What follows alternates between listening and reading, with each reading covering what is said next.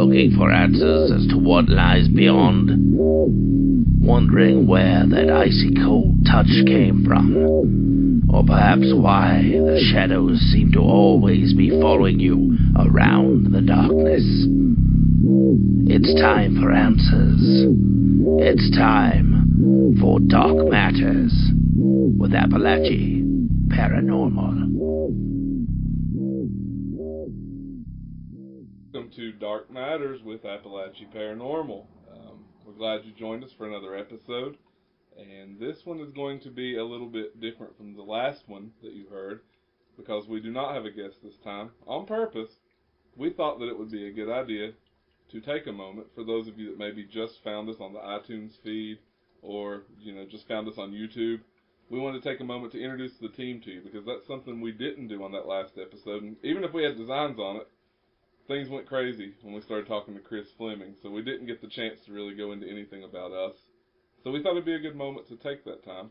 I'll start it out since I'm already talking. I am Jeff Griffith. I'm one of the investigators. That's what we all are.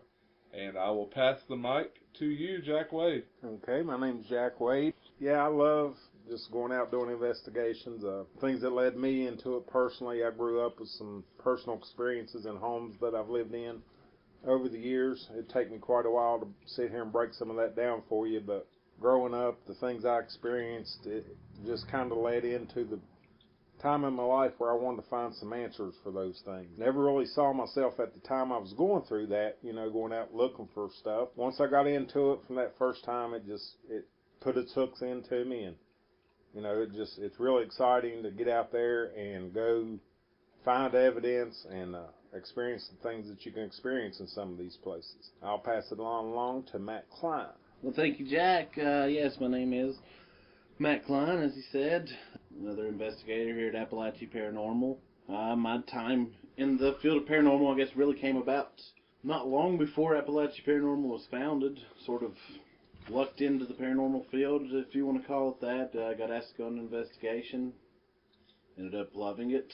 Ended up developing a desire for it, a desire to know more, know as much as possible, research it, look into these things. Got into not only doing the investigating part of it, diving into the history of the field a little bit, and of especially history of specific locations and things of that nature. It's something I've always been a fan of. Speaking, Jack had the stuff happen growing up. I didn't have a lot of that growing up. Always sort of an interest in the other side of the realm, if you want to call it that, but just never really dove into anything much until what ended up being the birth of Appalachee Paranormal, and that's been about 5 years ago at this point, roughly.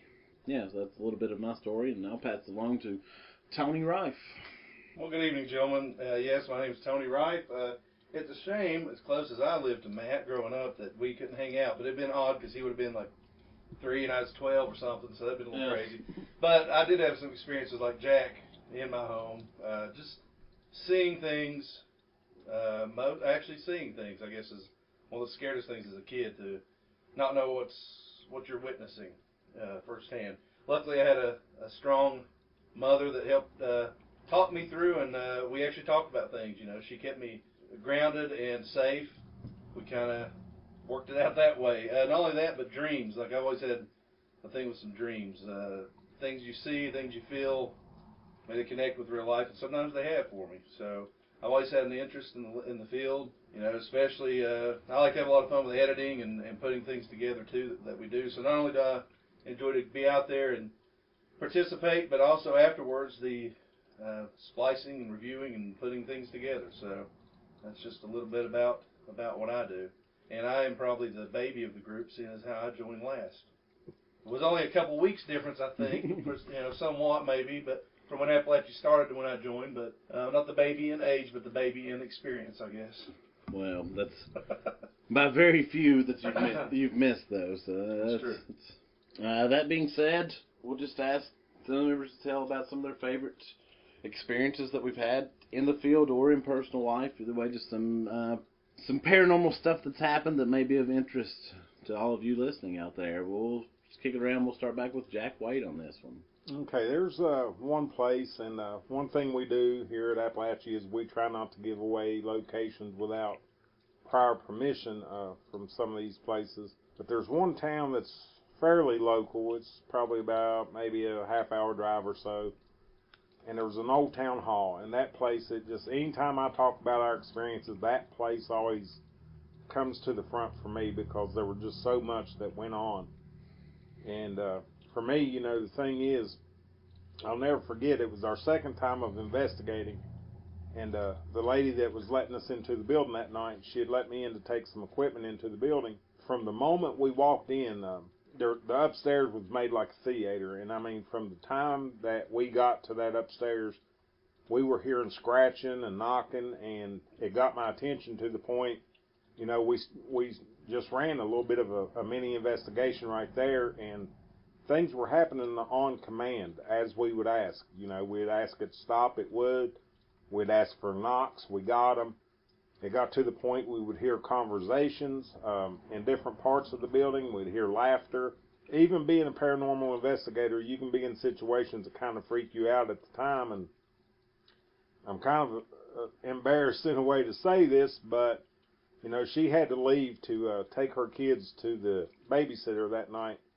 And I was waiting on everybody else to get there. And when she left, I thought, well, you know, I just don't feel comfortable enough staying here in this building alone, so I kind of went down and just hung out in the car till everybody else made it. And but that building, it just, the level of activity, I mean, we had so much to go on that particular night. Every piece of our equipment, from the DVR to even our voice recorders, would get disturbance in them, and everything failed in one way or another. Cameras were cutting off, the DVR cut off, our PX went berserk. I mean, it was just always something on some kind of level, and we had really good communication. I think we walked away from that one with some really good evidence, and if you look it up, you can find some of that on YouTube, actually. You can go in and look up the K2 sessions we've had and that sort of thing. So that one for me is one of my favorites. It's one that always stands out. Is that still Appalachie Guy? Is that how you find the I videos think tag? something changed, and I think it just started using my name, Jack Wade. Okay. You can search it under Jack Wade. Okay. I was just going to say, that night, I believe, if I'm not mistaken, we got over 45 EVPs that night, wasn't it? It was a crazy amount of EVPs. And even the bang that I remember you and Tony hearing that night sounded like a big, somebody dropped a 55-gallon drum or something, you know. Just all kinds of crazy stuff. Matt's energy getting zapped from him down in the lower part of the building. And, I mean, it was nonstop to me. I mean, it was, yeah. And you spoke a little of my energy getting zapped. I was provoking a little bit, so I guess I was asking for it, but it was one of those situations where your energy gets drained, and if you'll remember, I went into a coughing fit, I guess. I don't know how to describe it, and at the same time, we got an EVP of something saying I got sick. And to this day, I feel like something was trying to enter me or take over me, or however you want to look at that, whatever your beliefs are, but something definitely was affecting me at that moment, at least. It was, you know, looking back on it, it's someplace I'd love to go back to if we have the opportunity. You know, we made good communication. We took, on our first investigation up on evidence review, I'll never forget, we heard a little girl's voice. Mm-hmm. So when we went back, we wanted to pursue that. So we took a stuffed animal, which was a little stuffed dog, took some Tootsie Rolls, and we put out some loose change. And one of the best EVPs we ever got, you can hear it clear as day. And this is also, you can find this on YouTube and listen to this. You'll hear a little girl's voice come across and say, "It's my dog." Mm-hmm. And I mean, you know, to verify what was sitting there, and we told her, "This is for you." And if I'm not mistaken, we left that stuffed animal for that little girl. I think we did. Should still be there, yeah. But it was just an amazing place to me. It really stands out. Yeah, I mean, that place, and, you know, that same town where that's in, we actually, there was close to there an exhibition coal mine that we investigated. It was one of our earlier investigations. I think it's really worth noting something that happened there with Tony and myself. And Tony, I mean, you were the main recipient of what happened, so I think probably you should tell this story. We were at this place, you know, we're inside. Did you say that it was It was exhibition coal mine. Exhibition mines, and we're just kind of checking things out real good, being careful as we try to, especially if you're not real familiar with an area. It's always good to know where you are and what you're touching or near or what's over top and underneath you at all times. So we're being pretty cautious, and I think we had one of the people with us on our end, and we kind of stopped in one area where the miners would take lunch breaks, if I'm not mistaken. I think they called it the dinner hole. The dinner hole. Yeah. The old dinner hole, that's what it was. So we stopped at the old dinner hole, and we're just standing out in the main part of the mines. Jeff was there, I was there, and another person. You know, knowing the fact that Jeff could tell you from his angle, but I know I wasn't near anything, I wasn't really touching anything. You know, you hear a little bit of a shift, and then I felt a thud in the top of the head, and realized it was like a little 4x4 beam, kind of, that fell out of the ceiling. Luckily, it was not totally solid wood, or it would have probably done a lot more damage to me. But when it hit, it cut my head open. So they actually got some blood from me, and I didn't know how bad I was cut, so we came out to meet you guys on the other end. Basically, what really amazed me was not knowing what you guys had just heard on your end. And what was it you guys had? Was it EVP or was it PX? We had I think it was we were playing around with the iOvilus app at the time. Yeah, that's right. And you'll hear arguments about every piece of equipment out here in the paranormal field, but I can tell you in this instance, maybe you think, okay, that's just an app on a phone. Well, I'll never forget those 4 words. It was General Wooden Support Leave. Yeah. And at the time, we're thinking, okay, it's just gibbering, it don't really make sense, it don't mean much. When Tony got hit in the head, it came to light that those 4 words were talking about the wooden support beams, and I associate that with the word general because they were from one end of the place to the other. Yeah, like a general. So it was just the general support system of the mine. When it fell, and it actually cut his head open, and I'm not talking like emergency room visit or nothing, but it was good enough. He was doing some bleeding, and so we had to leave and let him clean up and things like that. So we found, even with the PX and the Oviluses, there'll be a lot of times we'll be out in the field and stuff will come through, or even the spirit box, and you'll pick stuff up and it doesn't necessarily mean anything at that particular time, but as the night goes on, it's like you're being warned or foretold of something that's getting ready to go down. Mm-hmm. Yeah. And that always amazes me, and that's exactly what happened in this instance. Yep. Whatever was there was saying, hey, watch this. It was just wild. And something else about that, it was a little bit later, one of our former investigators that's no longer with the team, we were sitting there and we were reviewing the words, and he was spitting those words out. And as he was doing that, this deep, gravelly EVP got caught, and it just, real creepy. And, it's just wild at the time that he's repeating those words, you pick up this EVP. Man, I really what stands out to me is we had a good investigation, not even to take away from that. I had some other stuff there, but just the after effects after that happened with Tony, the almost freak out moment from all of us, really, just because it was, 1, shocking, and 2, at least somewhat scary as far as just a danger level. I mean, we didn't know how bad Tony was cut or anything, at least for a few moments. Right. I'll never forget that, just that moment where we had some handheld radios, I think. Just called and was like, Tony's head's busted up and he's bleeding, we're coming out. I'm like, what? What is happening? What? Freaking out. And I mean, it's laughable now, but at that time it was just crazy stuff. We've had a lot of crazy things. Well, it's worth noting, too. I mean, again, if you're listening to this was early. Oh, yeah. This was one of our probably first 5 investigations, maybe 5 or 6. Yeah. And I mean, but that's something I wanted to bring up. I don't know how people feel that listen to this. I mean, like Jack said, there's going to be differing opinions on different things. But I've always felt, and I think the team does too, we have just always had something that's happened since the very first night. There's been this, we like to call it spiritual chemistry. And for whatever reason, it's not been something that we've had to go out and beg for activity most of the time.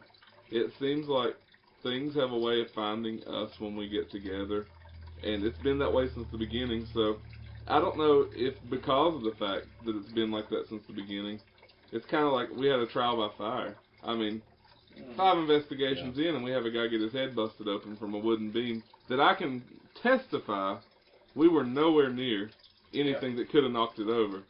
And I mean, it's just, I mean, like I said, it's just from the beginning we've had crazy stuff happen, and it's one of those things that I feel like that's one of the spiritual chemistry, what I said. I just feel like since the beginning it's like almost like we were destined to do this as a team. So yeah, I mean, I just feel like that's worth noting. You can talk about that first night even. I mean, we had crazy stuff that night.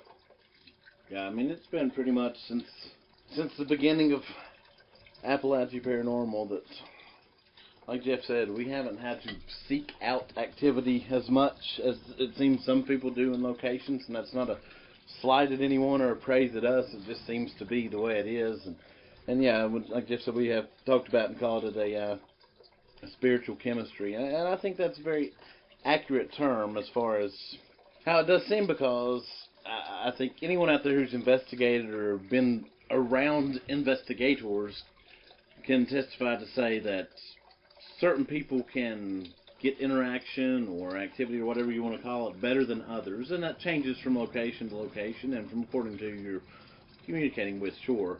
But it just seems like certain people or certain groups of people, if you're on a team and you say, all right, you two guys try this tonight, you two guys try this, and we do that too, we branch off, but it really seems like the 4 of us, and any combination really of the 4 of us, even if we branch off into 2, it's just really worked. And we've had at this point several other members over time that have not worked out for one reason or another, and not even saying anything bad on any of those people. It's not really been anything bad of that nature, but I think it's a real hard for someone to come in and click, especially on that spiritual side, when we're in the field investigating with us, to the bond that the 4 of us have.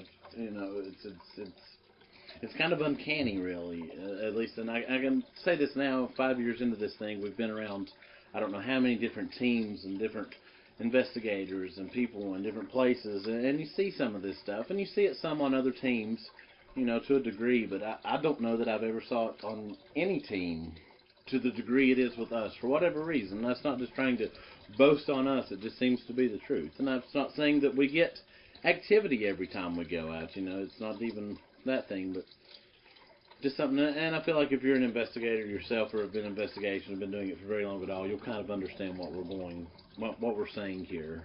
Yeah, we've been very fortunate in that aspect, and I mean, it's happened.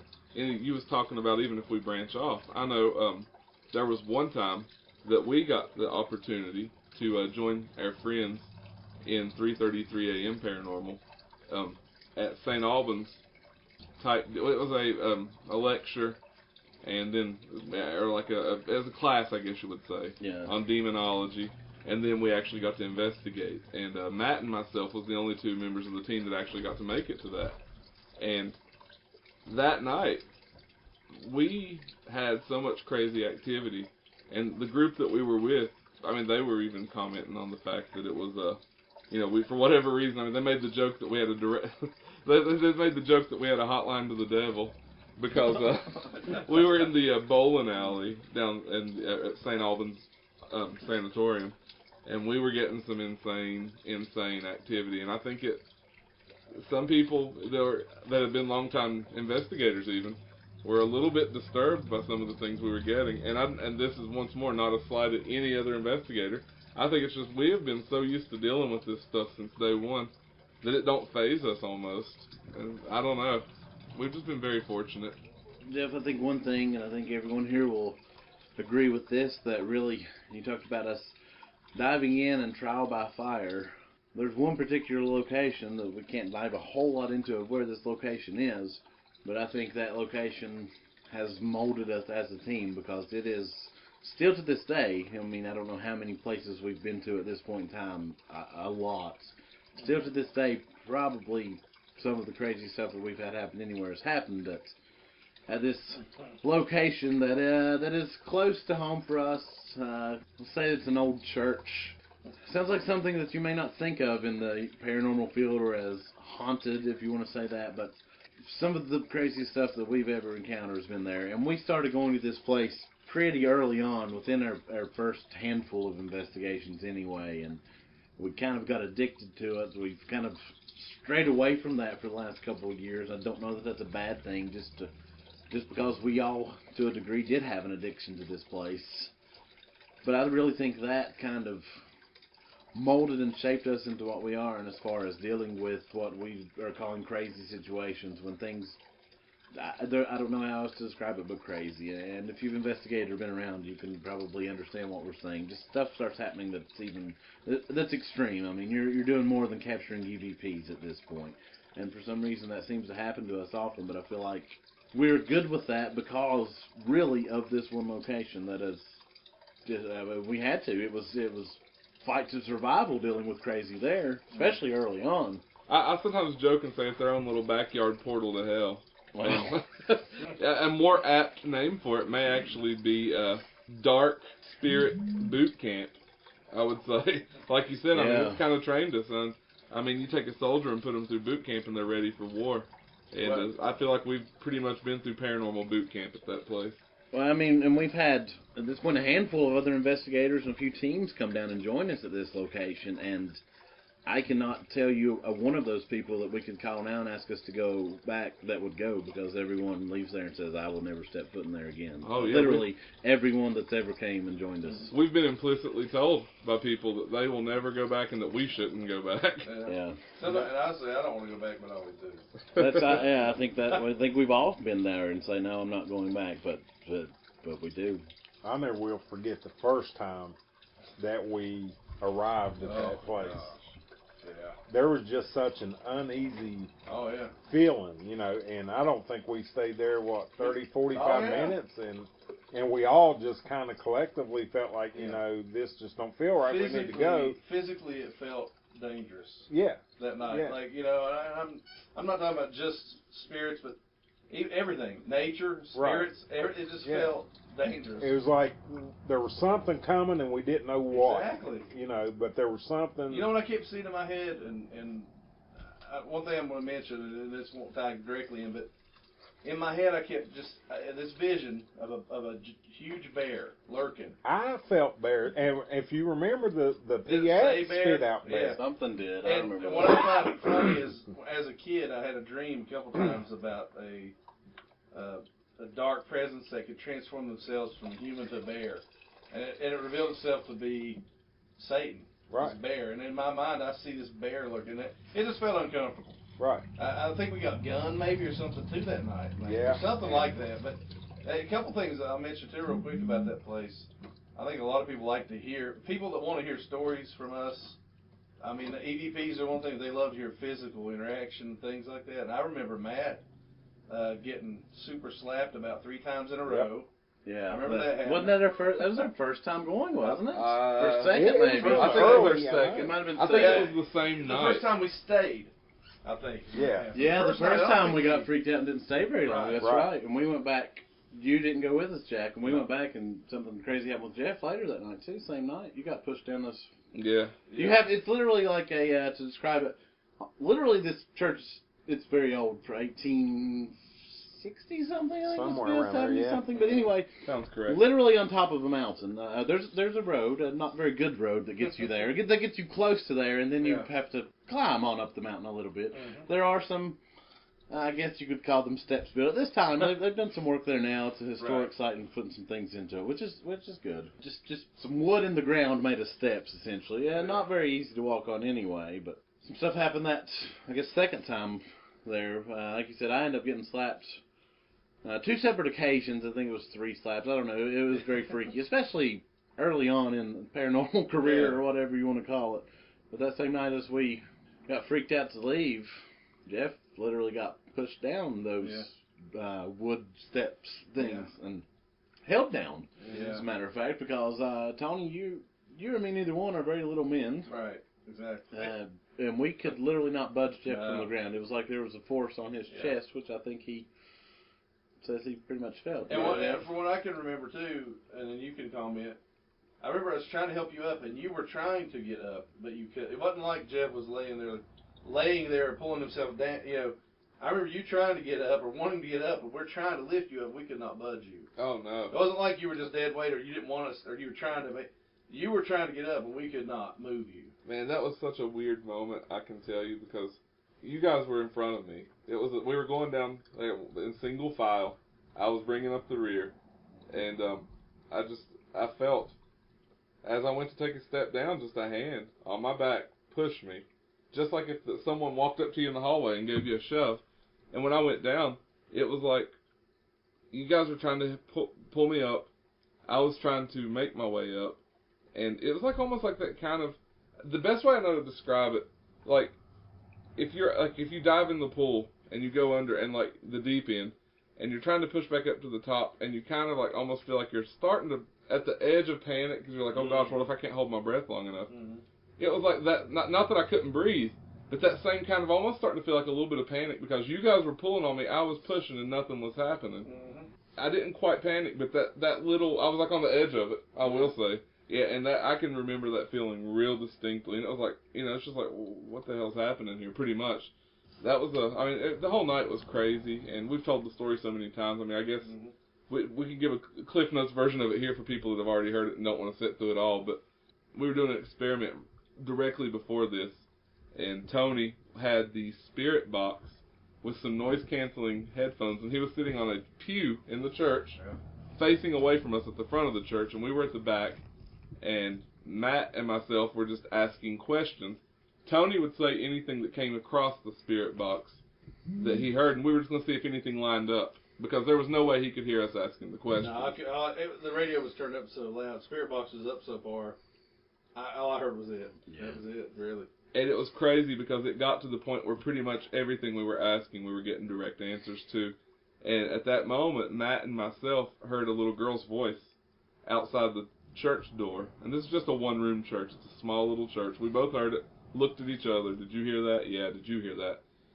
So we opened the door. When we opened the door, there was before that, wasn't there something before that? Seems like Tony said something like right before that. I've made my no. That was after. I know one thing that was before all that still stands out as much as any of that to me is that all three of our fathers' names were called through the spirit box. Literally, all three of our fathers' names, which is uncanny and downright scary. Yeah. But there was something before, but as soon when we opened the door, we heard a noise, and I looked over in the woods, and I had on some night vision goggles, and I looked over, and I mean, this is going to sound maybe ludicrous to somebody that's not been in these situations, and that's fine. I mean, I know what I saw, and Matt knows what he saw, and that's really all that matters to me. I saw what looked about the size of maybe a little bit smaller than a basketball, just this floating orb, and it was in the night vision goggles, like this floating like sphere that looked almost like it was gelatinous, like you could just push your hand through it and it would pull it back out and you'd be covered in jelly or something. I said, Matt, look, and he didn't see it. And I start freaking out at that point. So I yank the goggles off and throw them to Matt's face. Matt looks over. He sees it. We were just like, oh, God, what is that? And about that time, we just hear the thing just shoots off. We start hearing what sounds like somebody dragging a big piece of equipment through the woods, and like branches just. And Tony says, at that moment, Tony hears on the spirit box and calls out, I've made my escape.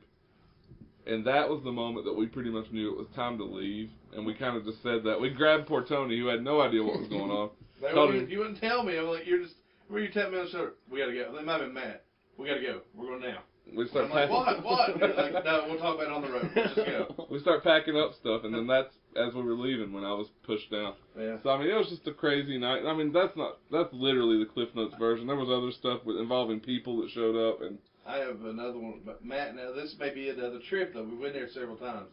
When was this the same night as the camera malfunction that popped in your hand? I think it was. I think it was. Matt goes to take a picture with a camera that has never done this before or after, I don't guess. I don't recall it ever happening. No.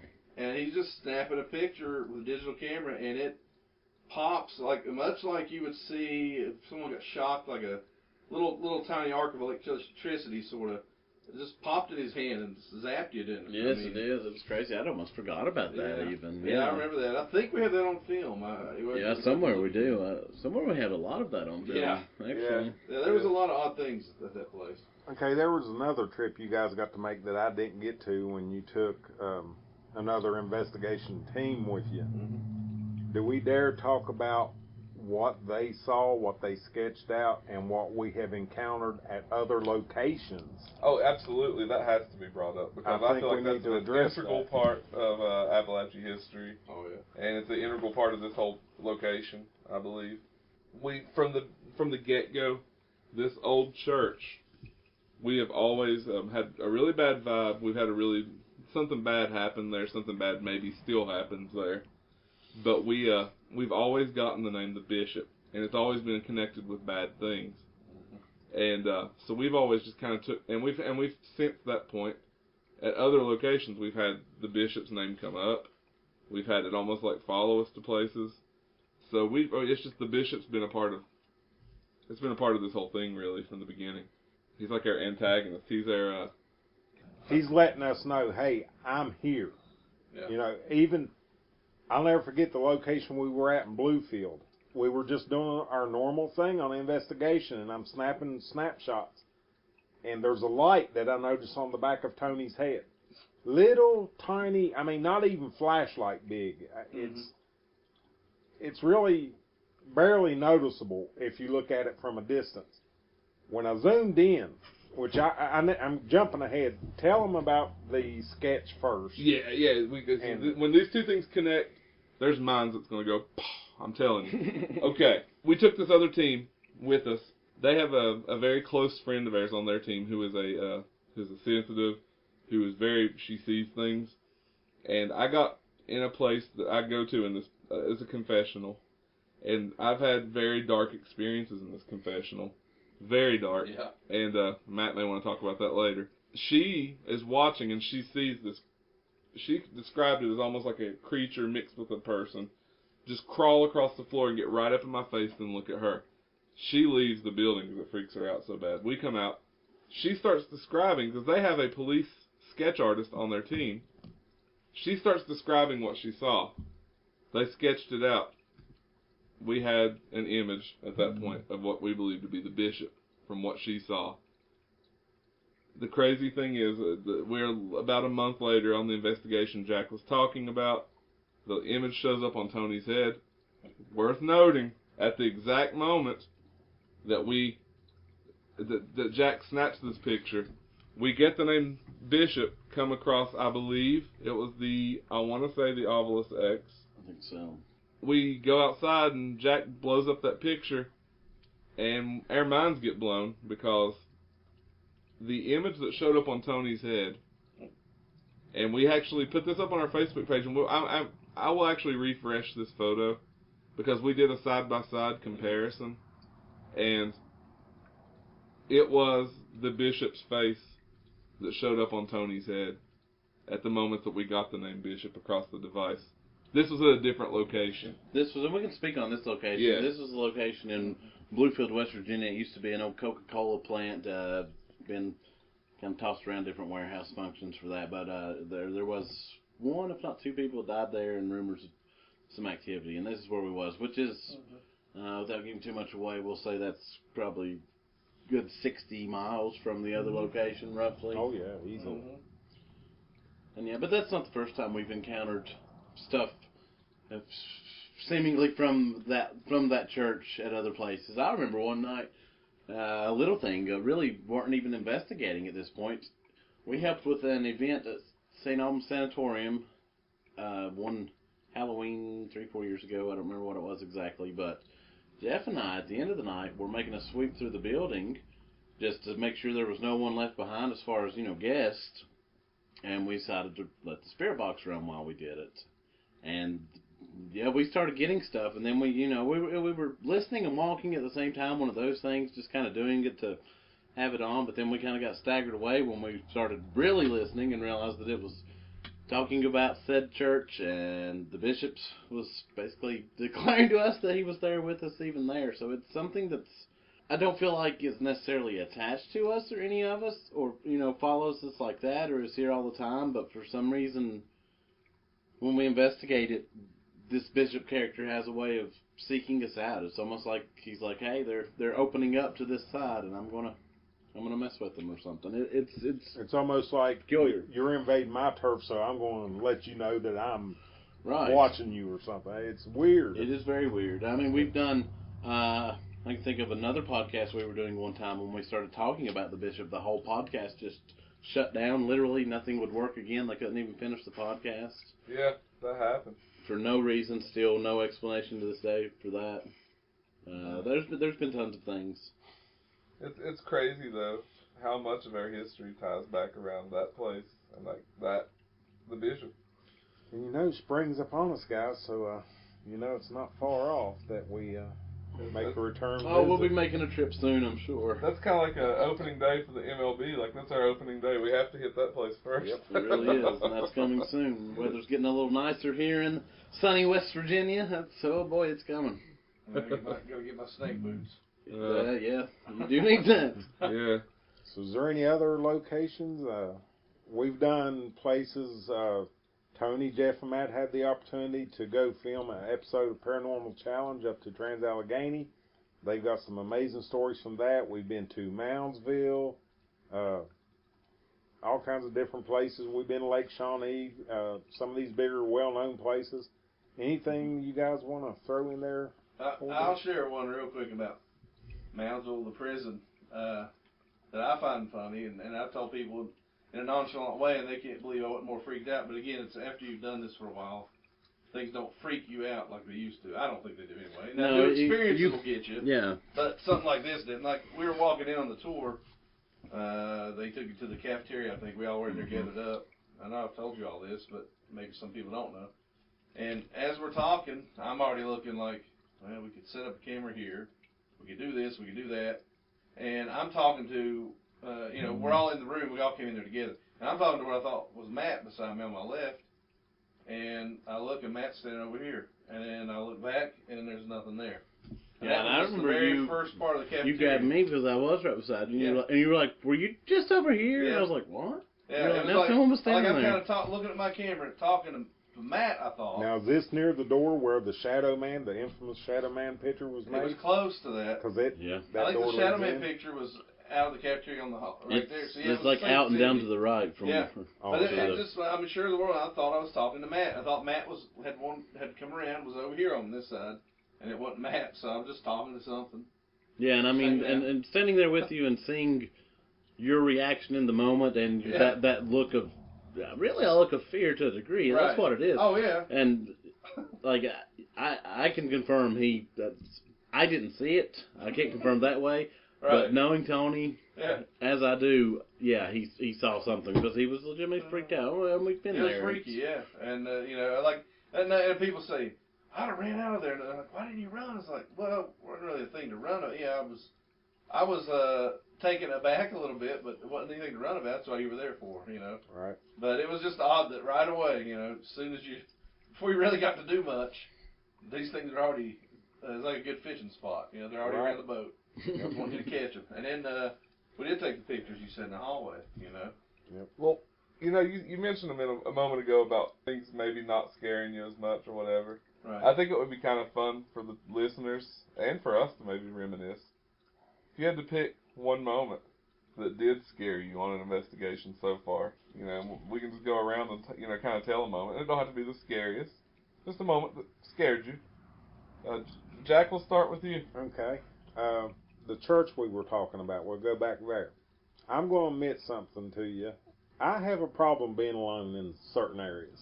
I'm not going to lie about it. If I'm with somebody, I'm good, but, you see, like on Ghost Adventures, they'll send Aaron down to the basement. He don't want to go, but he goes, I struggle with that. I'm not going to lie to you about it. I don't know if it's from my past experiences as a child or what, but anyway. So I think it was me. Was it me and you, or was it me and Matt out there? It might have been me and you. And I said, okay, I want to stay out here alone for a few minutes. I think it was me and you. Okay, so it was me and Matt. Yeah. I remember that. And, you know, it might come off as a little bit of BS. I just chickened out to some of you or whatever, but what I'm about to tell you is 100% truth. Matt wasn't around that corner. He may have got back into the church. See, there's a graveyard out the back of it. And I'm standing over a grave. Now, my pants, I wear relaxed fit. I know that may be a little too much information. But I got to tell you this. What brand were they? They were, I better not say. I'm telling you this for a reason, though, because they do sag a little bit. So, a little sag in your britches. A little sag in the britches. So I'm sitting out here, and I'm in my saggy pants, looking around the cemetery a little bit, okay? And he couldn't have had no more than a minute inside the church. And I literally felt a hand reach up and push that sag up out of my pants. I mean, literally, man. It was like somebody said, hey, here I am. You know? Yeah, I turned around. I got out of there pretty quick. You know, I mean, it didn't scar me for life or anything, but it did happen, and it freaked me out. Yeah, it really did. What about you, Matt? I'll speak of one that is actually with you, Jeff, that we really, looking back over long term, haven't talked about a lot. But I remember me and you both were very flat out scared. I know we both were. Okay. In the boiler room of the Landmark Antique Shop. Yeah. You remember that night? Uh-huh. We were very scared, actually. Yeah. And no evidence really to back it up after we come out of there. It was, I don't know that it was just one of those things. I know you specifically saw something behind me thinking it was getting me. I think you saw something twice that night. I never saw it, but I didn't have to see it, if that makes any sense. Like, I sensed the... You felt it. Whatever was happening, I knew it too. But I'll never forget that because we were in there and the actual boiler part was up or down one, and we were doing the opposite of. I don't remember. And I'll never forget, I looked at you, because I didn't know anything was happening at this point, and you were as pale as this piece of paper that's sitting in front of me right now. I mean, solid white. And it was like you were trying to tell me something. It was one of those moments, like a moment from a movie. It's like you were scared to death. One of those moments where you're not looking at me, but you're trying to talk to me. You're looking behind me, and just like, your mouth's moving, but nothing's coming out. And then, of course, I got freaked out. I was like, what's going on? I'll never forget that. But then we got out of there, and it was fine. But I remember we came back down those stairs later, back to that basement area, not to the boiler room part. And you weren't scared at first because you legitimately thought it was another member of our group, like, walking by. Yeah. I think you was like, God's not with us anymore. But you were like, hey, Sean, what are you doing down here? Or something like that. And it was not. There was no one. Yeah. And then you got a little freaked out. But it's weird because I hadn't thought of that in years. Yeah. But I can remember it plain as day when you started telling. And yeah, it was exactly like that. And you're right. I did think I thought it was Sean, who a member we used to have. I thought he was down there when he walked by. That's why I said something to him about. Yeah. I think I was asking him to go get us something or something. I don't know. Yeah. But yeah, that's one of those sort of forgotten moments. But that was a creepy one in general. Mine would still have to be the one at the company store, I guess. Oh, tell that. Yeah. Am I allowed to mention the name? I don't know. Yeah, you can. Okay. The Whipple Company Store. Like, I don't care. Usually, I don't care to go off on my own and get stuff set up. It's just part of what you do. We were setting up the DVR camera, and you guys were setting up some things upstairs, so I decided to go to the basement part. I don't think we had heard any history from this woman really about anything yet, have we? No, not really. I remember we told her not to tell us. Yeah, right. Which we try to do a lot of places. We don't want to know too much. So I was downstairs running cable, and just nobody else was down there, and it was. I think I may have had one of the lights on, which I always have my headlamp if I need it, and I'm just running cable, chewing gum, running cable, just humming to myself, maybe singing or talking to myself, who knows, but half the time that's what I do. So walking along, setting up cable, it's just a task you take care of, and I hear this growling hiss. I can't even describe. It's like what people, I guess if you would put blend the sound a cat would make when it hisses and a demonic tone, I don't know. So it was so frightening to me that I just stopped. And now it was one of those moments where, when you get scared, you have that moment with your breath. You feel like your heart skipped a beat, literally, how people say. And that's what I felt. And I felt the hair on my neck stand up. And I slowly looked to the right. And like maybe 20 yards from where I was standing, I saw this maybe 4 to 5 foot tall, dark outline of a figure. And I don't see a lot of stuff, so when I do, especially like this, to hear it and see it. And it may sound silly, but I was afraid to look away because, like, again, we're talking about movie, like a movie mode. You're afraid if you look away and look back, is that thing gonna be right in my face? Is what my first thought was. So I got the radio, and you'll probably remember me. I hollered at you, and then I just yelled at you. Like, I'm not going anywhere until somebody comes down here, pretty much is what I said. I think that's exactly what you said. I was freaked out. I was yelling for y'all to come down there. And at that moment, we knew how serious, because Tony does not do that. I mean, never really. I mean, you never, Tony, you can send him anywhere. He's the opposite of me. He'll go anywhere and do anything, you know. And, so this thing is there. And then finally I do look away to whatever, somebody hollered at me on the radio. I look back and it's gone. And, and I didn't. When y'all get down there, I finished running the cable, and we found out later a connection to a murder of a younger girl, in that same, probably 5 feet from where I saw the thing standing in the corner of that basement was supposedly where the body was found. I'm pretty sure. Yeah, and in that same room, I remember, just to add this real quick, this wasn't scary, but I don't. Of course, it's not on video. It's what everybody says. The good stuff never is hardly. But Jeff and I are in that room where we found out. Later we found out, the little girl was killed and buried here. Jeff had, was it earbuds in? Yeah. So we're in that room. I'm nowhere near Jeff. Nothing is near Jeff. And all of a sudden it's like something just tugged and popped the earbud out of his ear, if I'm not mistaken. Yeah, it just came right out. And in my mind I'm thinking again, little kid, about the height, just pull up and pop, nothing felt ominous. That didn't feel ominous to me. I don't know if it did to Jeff. No. Not like the hissing, growling thing that I saw, and again, it's one of those moments where people like, first of all, if they don't think you're crazy, then it scares them to death, and then why didn't you get out of there? But you just kind of. That was early on too. We still had a lot of time to spend at that place. So, right. Yeah, things usually don't spook me. That's probably the most scared I've ever been, honestly. I want to touch on one thing real quick that had nothing at all to do with the Appalachee investigation, but me, Matt, and Jeff went to the landmark that they were just talking about as part of a ghost tour that was going on. Mm-hmm. And this is one of the freakiest things I think me or Matt's ever witnessed, ever. There were several locations that started out before we got to the landmark. And we noticed that one of the locations, Jeff started changing. Mm-hmm. Don't know what went on, but not that he was, how would you describe, he just wasn't Jeff. I mean, it was like something had his attention. He couldn't, I don't want to say he couldn't focus, but it's like he was kind of spaced out almost. Yeah, he was there, but he wasn't there really. It's just weird. I mean, just the way he acted. So we had to walk down through an alleyway outside to get over to the landmark. And me and Matt, it was kind of like what you saw up to Moundsville. Yeah. But kind of the opposite, I guess, because we're all three walking in together. Mm. I think I was in the middle, Matt was over to the right of me, and I think Jeff was to the left of me. And we're actually discussing, me and him, have you noticed the change in Jeff all of a sudden? Mm-hmm. And, I mean, I turn and I'm talking to him, and it couldn't have been no more than 4 or 5 seconds at the most. And we turn back around, and this is going to sound physically impossible, but my gosh, it's the truth.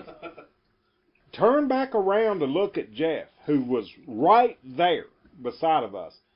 And he's to the left on the other end of the store. Mind you, this story it's a big, long kind of store, the way it's laid out. It's probably 150 feet long, if not more. I mean, it's big. I mean, we should have saw him on his way to where he was standing. We should never saw him where he was. Yeah, to navigate through there, I mean, it is like a lot of antique shops, pretty much just piled with stuff. And this is, at least for here, this is the absolute mammoth of antique shops. It's huge, there's stuff literally everywhere, which is awesome if you're into that. I mean, we all love that. I'll just say I bought a lot of glasses for my collection. There you go. As far as, distance, time, and like you said, to maneuver around the stuff that they had, it was physically impossible, but it happened. It is physically impossible. Yeah, you're right, but it happened. I went with you all, and I'm thinking, I went with you that night, but I know this place, and seeing it with the lights on, trying to walk.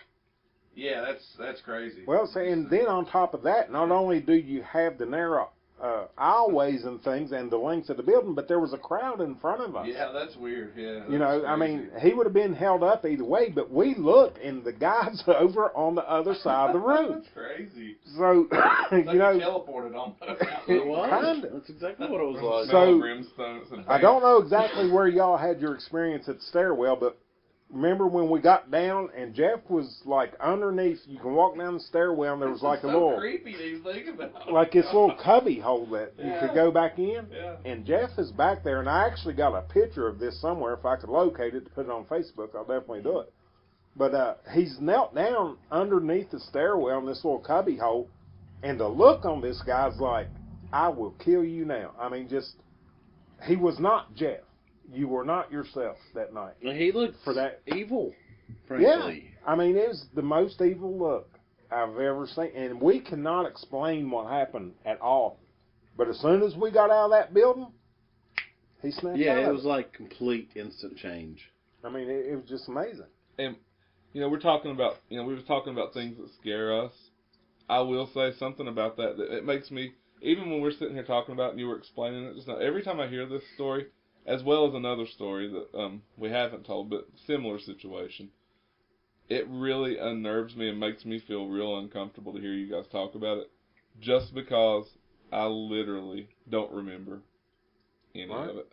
Like, it's like, just like, if you think back on your day, like that one blank spot where you're like, what did I do there? I don't like. It's like I can remember being at the place before.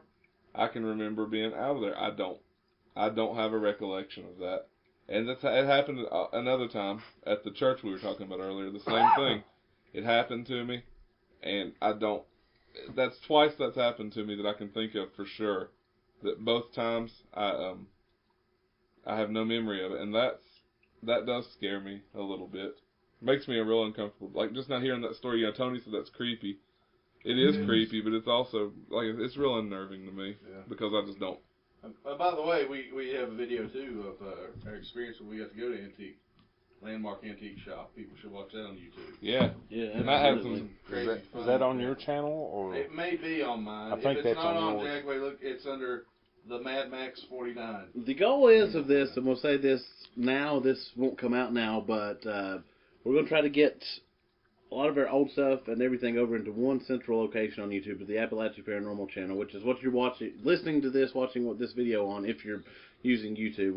And that's something we're working on, is getting everything there collected into one channel. So definitely, if you're listening to this on YouTube, please subscribe. We will have more content coming soon. If you're listening to us on iTunes, we hope that you subscribe as well.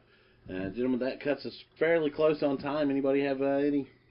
I just want to add one last thing real quick. The reason I mentioned the video, the story you're just telling, which I said was creepy, and you relived it. Your retelling of that, you Matt and Jack, and some pictures of Jeff that I got from you are on that video. Oh, People awesome. who heard this story might want to see that. Yeah.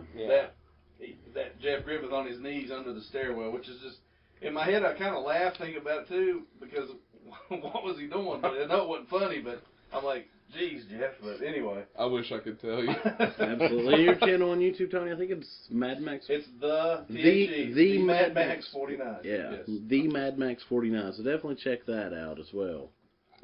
Gentlemen, anything else to cover? I guess I just want to tell everybody thanks. I mean, you made our first episode a really big success. And I'll say again, thanks to Chris Fleming for being a part of that first episode. It got us a lot of new ears. We want to thank everybody. We're 5 years into this thing now, and it's never going to end. I mean, we joked about the other night, even if we wanted it to, it couldn't. This thing's a living, breathing thing at this point. We just want to thank everybody that supported us from day one, and all the new people too. And we hope to see a lot of you and meet a lot of you that we haven't had a chance to at events in the next year or so. Thank you, and that's really what I wanted to say. Just thank you for taking the time to listen to us at all. Absolutely, and to those of you that are listening that has came out to our events, we do, and if you don't know, we do several events, public investigation type events throughout the year at various locations. So far, mostly just around West Virginia. I think we've done a couple over into Virginia. But, yeah, keep a watch on our Facebook, which is facebook.com/Appalachee Paranormal. I'm sure there'll be, hopefully, several of those come about this year. Also on Twitter, it's @AP_paranormal.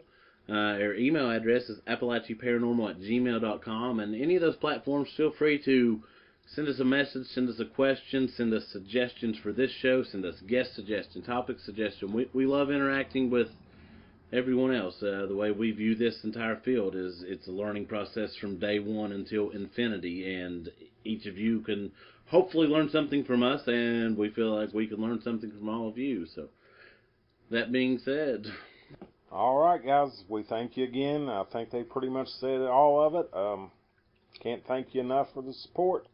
So till the next podcast, we hope you tune in for that one, and we will have some information on that soon. So just take care of yourself, guys. We appreciate you.